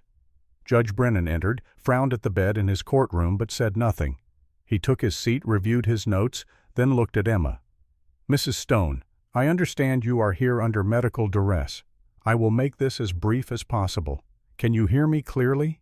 Yes, Your Honor, Emma said, voice steady despite her fear. Good. I am going to ask you some questions. You will answer honestly and completely. Do you understand? I do. Judge Brennan glanced at his notes. You are currently 5 months pregnant with a child fathered by Thomas Webb, deceased. Yes. And you left Santo Domingo 2 weeks before Mr. Stone found you. Is that correct? Yes. Why did you leave? Emma took a breath, looked at Caleb, who stood near her bed, then back at the judge. Because Marcus Webb told me he was going to take my baby. He said I was not fit to be a mother, that the baby belonged to the Webb family, and I knew if I stayed he would make good on that threat. Did Mr. Webb threaten you with violence? No, he threatened me with the law, which is worse, because I can fight violence. I cannot fight paperwork. A murmur ran through the courtroom. Judge Brennan raised a hand for silence. Tell me about your marriage to Thomas Webb. Emma's jaw tightened. What do you want to know? Was it a happy marriage? The question hung in the air. Emma could lie, could say yes and preserve Thomas's memory, could make this easier on everyone. Instead, she told the truth. No, it was not happy. It was hell. Marcus stood. Your Honor, this is slander against a man who cannot defend himself. Sit down, Mr. Webb, Judge Brennan said. Mrs. Stone has the floor. Continue. Emma's hands clenched the blanket. Thomas married me because I was tall, and he wanted a wife who did not make him feel small. For the first 3 years he was kind, gentle. I thought I had finally found a home. Then I got pregnant, and everything changed. She had to stop, take a breath, force herself to continue. He started drinking more, getting angry about small things. One night he came home drunk, and I said something he did not like. He pushed me. I fell down the stairs. I lost the baby, and I broke my spine. The courtroom was silent, every eye on her. Thomas did not let me see a doctor. He said it was my fault for being clumsy, said I did not deserve help. So I healed on my own, and I healed wrong. My spine curved, my back never stopped hurting, and Thomas's anger never stopped growing. How long did the abuse continue? Judge Brennan asked quietly. 9 years, from the day I lost the baby until the day he died 6 months ago. What form did the abuse take? Emma looked at Caleb again. He nodded, giving her strength. He hit me, she said, with his fists, with his belt, with whatever was close. He used a whip sometimes, leather, the kind you use on horses.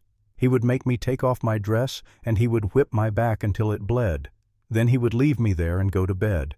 And in the morning he would act like nothing happened. Marcus stood again. Your Honor, these are lies. My brother would never. Did you see your brother's wife during those 9 years? Judge Brennan interrupted. Marcus hesitated. Occasionally. Did you notice anything unusual about her appearance, her behavior?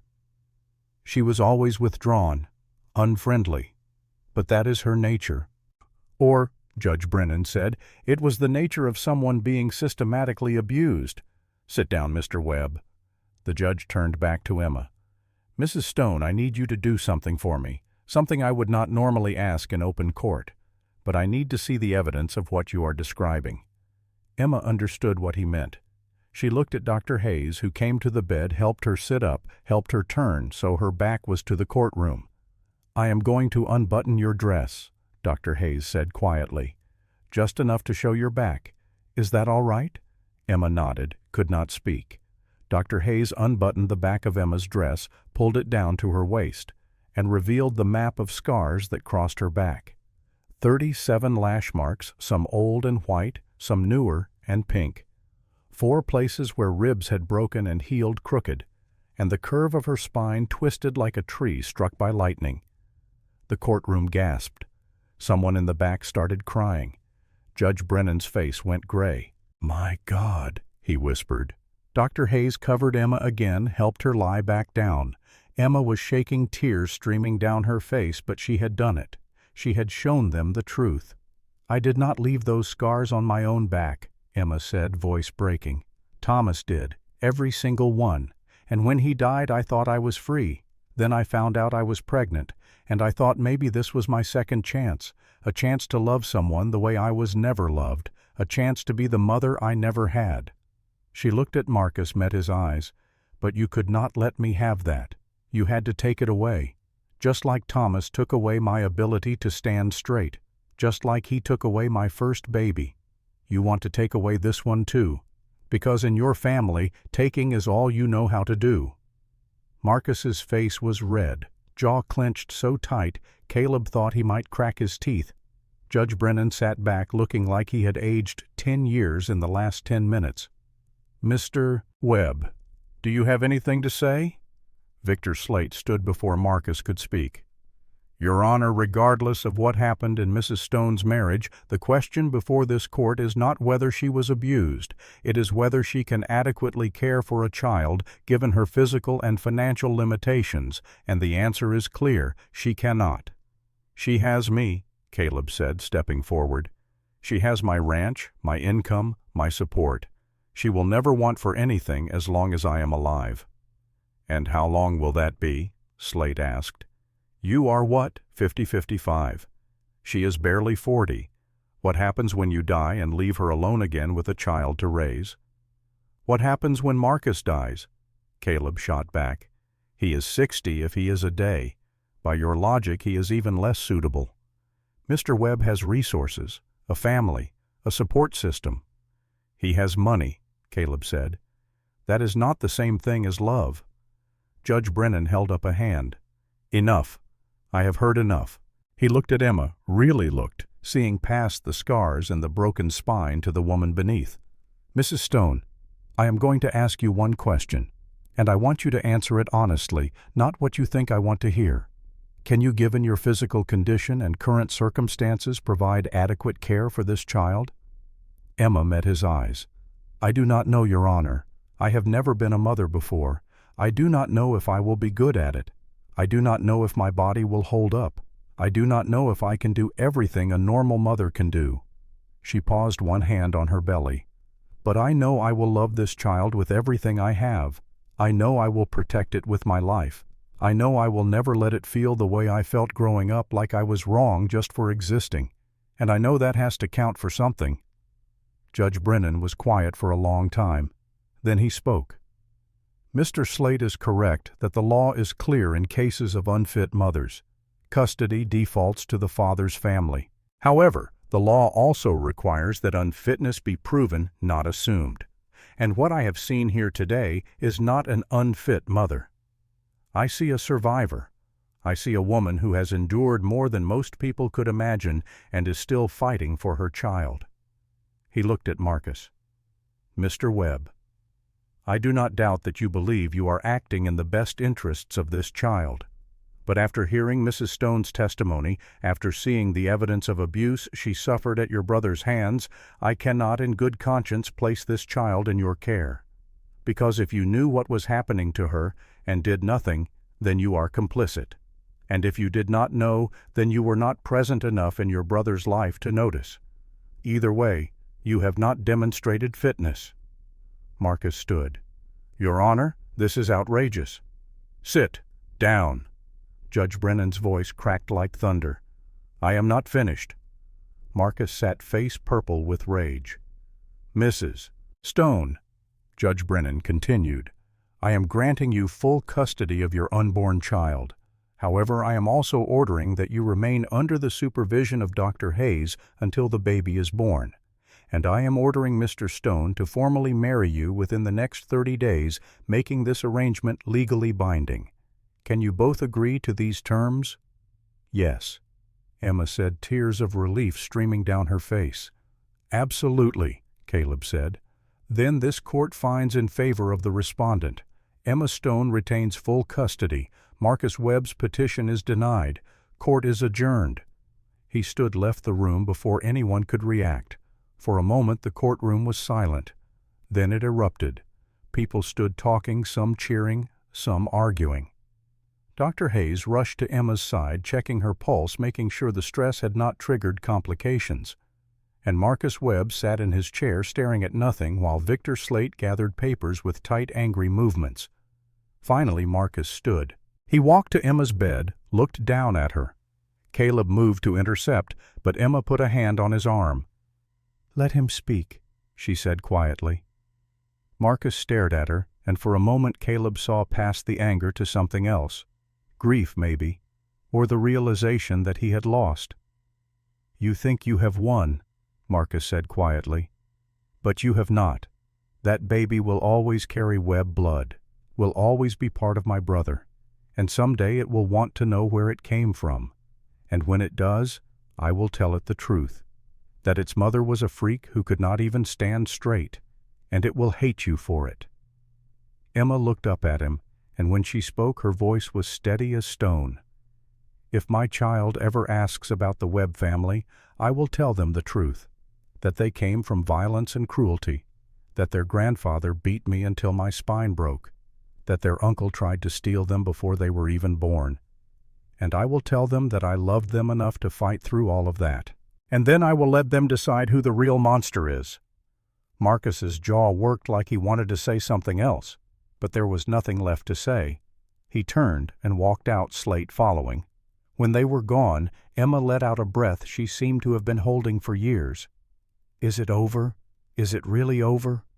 "It is over," Caleb said, taking her hand. "You are free." "We are free," Emma corrected. Then she winced, hand going to her belly. "Oh." Dr. Hayes was there instantly. "What is it, Payne?" "No," Emma said, eyes wide. "The baby. It is moving. A lot." Dr. Hayes placed her hands on Emma's belly, felt the movement. Then she smiled. "That is a strong baby, fighting just like its mother." Emma laughed through tears. "Stubborn like its father, too." "Which father?" Dr. Hayes asked gently. Emma looked at Caleb. "The one who chose us. The only one that matters." 3 weeks later, Caleb and Emma were married in Duncan's living room. It was a small ceremony, just Duncan and Dr. Hayes as witnesses. Emma wore a simple dress that Dr. Hayes had altered to fit her growing belly. Caleb wore his church suit again, still smelling of mothballs. Judge Brennan performed the ceremony, having volunteered when he heard they were planning to marry at the courthouse. "Do you, Caleb Stone, take this woman to be your lawfully wedded wife, to have and to hold in sickness and health for as long as you both shall live?" "I do," Caleb said, voice firm. "And do you, Emma Blackwood, take this man to be your lawfully wedded husband, to have and to hold in sickness and health for as long as you both shall live?" Emma looked at Caleb, this man who had found her dying in the desert and chose to save her, who had fought for her when she could not fight for herself, who had given her hope when she thought hope was dead. "I do," she said. "Then by the power vested in me by the territory of New Mexico, I now pronounce you husband and wife. Mr. Stone, you may kiss your bride."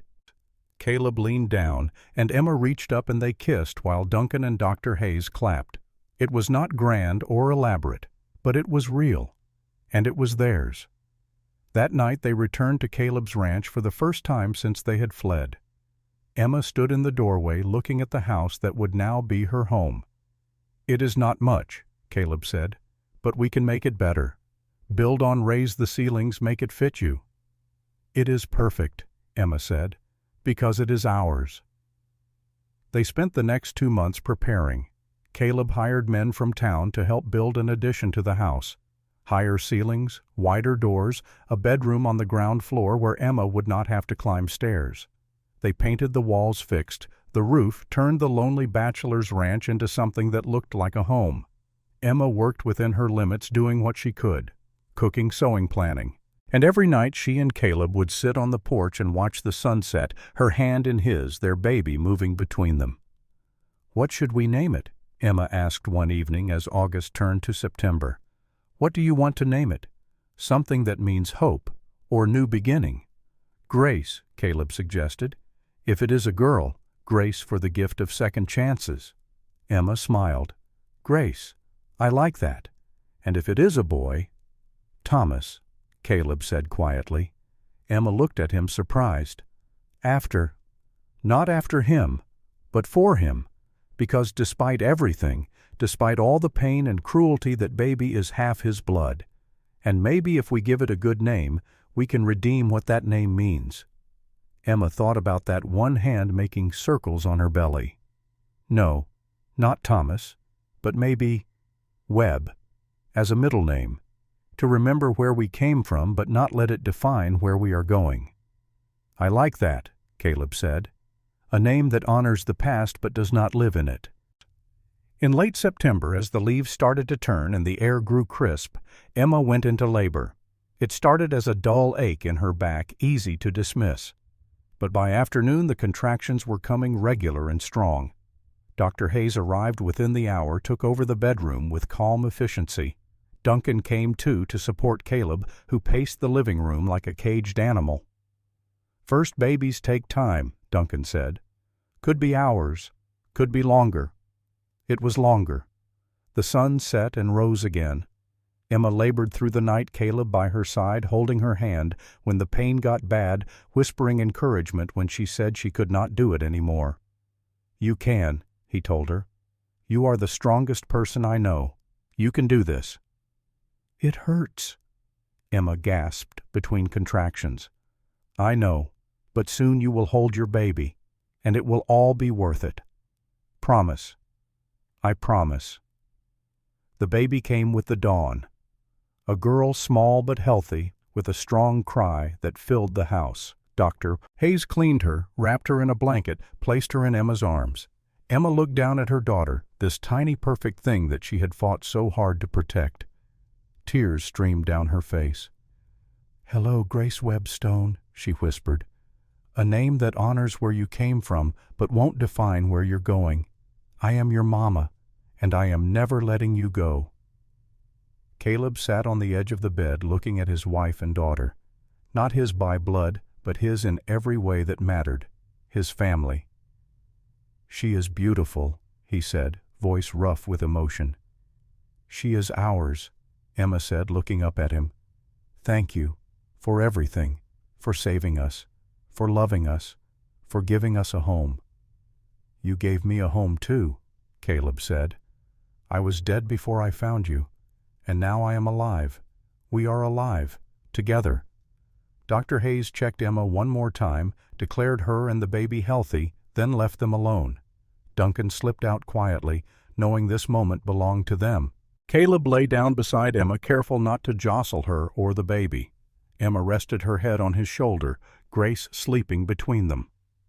"We did it," Emma said. "We actually did it. You did it. I just stood beside you. That is all I ever needed. Someone to stand beside me instead of over me." They lay like that as the sun climbed higher, as the new day began, as their new life together truly started. And for the first time in longer than either could remember, they were not afraid. They were home. 6 months later, word reached them that Marcus Webb had died. A stroke, sudden and massive. He was found in his office in Santo Domingo, papers spread around him alone. Emma did not go to the funeral, but she did stand by Thomas's grave one afternoon in late spring, Grace in her arms. "I do not forgive you," she said to the headstone. "I do not think I ever will. You took too much, hurt me too deeply. But I want you to know that despite everything you did, despite all the ways you tried to break me, I survived, and I am raising our daughter to be nothing like you. She will know love. She will know safety. She will never know fear the way I did." She paused, adjusting Grace in her arms. "And maybe that is the best revenge, not hate, but building something beautiful from the ashes of what you burned." She turned and walked back to where Caleb waited with the wagon. He helped her up, took Grace so Emma could settle, then handed the baby back. As they drove home, Grace asleep in Emma's arms, Caleb reached over and took his wife's hand. "You all right?" he asked. "I am," Emma said, and meant it. "I really am." The ranch grew over the years. They added cattle, hired help, built a barn that could hold twice what they had. Emma learned to work within her limitations, using her height and strength for tasks that did not strain her back. She became known in Santa Rosa as the woman who never gave up, who ran a successful ranch, despite everyone saying she could not. Grace grew up strong and healthy, tall like her mother, but with Caleb's quiet strength. She learned to ride before she could walk, learned to rope before she could write her name. And she grew up knowing she was loved absolutely and without condition. Sometimes visitors would come to the ranch. Other women who had heard Emma's story, who had their own scars, their own survival tales. Emma welcomed them all, gave them work if they needed it, shelter if they had nowhere else to go. The ranch became known as a place where broken people could heal. One evening 10 years after that day by the creek, Caleb and Emma sat on their porch watching the sunset. Grace was in the barn tending her horse. The land stretched out before them, golden in the dying light. "Do you ever regret it?" Emma asked. "Taking me in that day. Your life would have been simpler without me." Caleb looked at her, this woman who still could not stand straight but stood taller than anyone he knew, who had taken everything life threw at her and built something beautiful from the wreckage. "Simple," he said, "is not the same as good. My life before you was simple and empty and dying by inches." He took her hand, brought it to his lips. "You gave me a reason to live again. You gave me a family. You gave me purpose. I would not trade one moment of our complicated, difficult, beautiful life together for 100 years of simple." Emma leaned against him as much as her curved spine would allow. "I love you, Caleb Stone." "I love you too, Emma Stone. Always have. Always will." They sat in comfortable silence as the sun dropped below the mountains and the stars came out one by one. And somewhere in the distance they could hear Grace singing to her horse, happy and safe and home. Everything they had fought for, everything they had survived for. Home.